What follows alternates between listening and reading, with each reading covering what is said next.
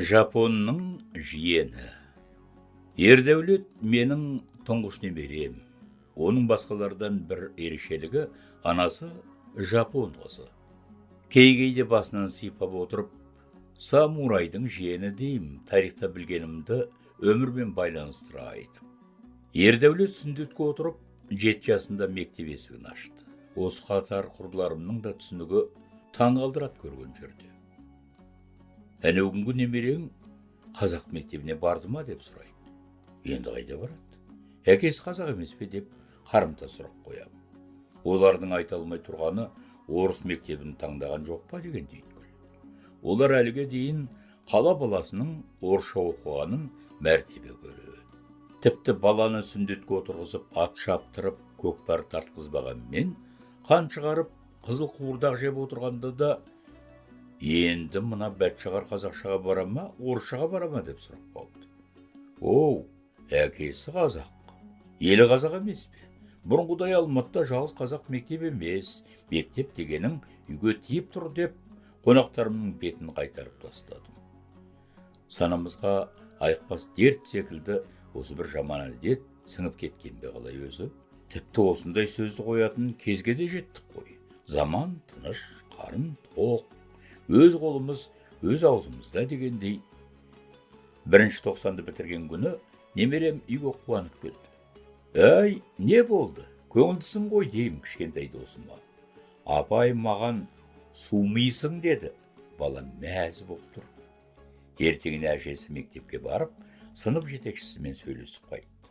Дауыс көтеріп, өкпе назын білдірмей, жайбарақат айтыпты. Мен 40 жыл мұғалім болыппын. Бірақ балаға осындай ауыр сөз айтып көрмеппін. Апай кешіріңіз, байқамай аузымнан шығып кетіпті. Ендігері айтпаймын деп ант бергендей болыпты. Келесі күні Ердәулет тағы да шаттықтан жарлардай болып келіп тұр. Әй, не болды? Көңілдісің ғой. Апай маған сумы емессің деді. Әрі қуанып, әрі еркелеп тұр атасына. Уақыт сынап деген қандай әрі тәтті, әрі ащы шындық. Бір тәулікте ересектер қалай өзгереді? Немерем әлем жайлаған ковид деген індеттің кесірінен жылдар бойы нағашылап бара алмай жүреді. Биыл бәле жаладан бір олда құтылғасын, анасы екеуі Осакаға жол тартты. Бір реттен кейін қалта телефоныма хат келді. Ата, қалыңыз қалай? Анам да, мен де, менің Қазақстаным деген тақырыпқа шығарма жазып жатырмыз. Жазуды анашым бастады. Өйткені алыста жүріп, тілді ұмытып қалуымыз мүмкін деді. 70-ке жақындаған менің селк-селк етіп көңілім босады. Шығармамды мен туған жерімді қалай жүрсем де сағынып жүремін деп бастадым. Дұрыс па ата депті. Атаңның туған жері Шиеліге барғаныңды, біздің де жапондар секілді күріш өсіретінімізді жаз. Тік шаншылып суға секіргеніңді де қосып қой деп жауап жаздым.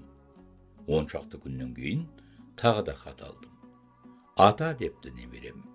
Сіз мені жұртпен таныстырғанда самурайдың жиені дейсіз. Мен балаларға арналған энциклопедиядан қарасам, ол жақсы сөз емес екен. Самурай деп соғысқұмар әскерилерді айтады екен. Мен самурайдың емес, жапонның жиенімін деп қатын аяқтапты. Бұған не деймін? Басынан сипайын десем, қасымда отырған жоқ. Сөзбен алдарқатайын десем, даусым жетпейді. Осы біз баланың көзінше не болса соны айта береді екенбіз-ау. Не айтсаң да біліп сөйлеу керек екен. Немеремді көргенше асығып, жолды тосып жүрмін. Ендігәрі олай сөйлемеймін деп айтқым келеді. Үлкен бол, кіші бол, кемшілігіңді дер кезінде түзеген жөн ғой.